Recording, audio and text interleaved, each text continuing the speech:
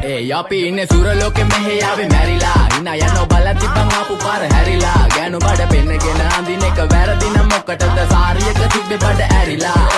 ඩෝංගල පතු වෙන්න ඕන් දැම්ම මාළුවන්ට පාන් දැම්ම වගේ ඇවිත් හාල යන්න එන්නේ පහල යන්න ඇවිත් අත වාල යන්න අපි ගැව්වේ මොරා නිසා පගිරි වෙන්නේ නෑනේ ඔය සාලයන්ට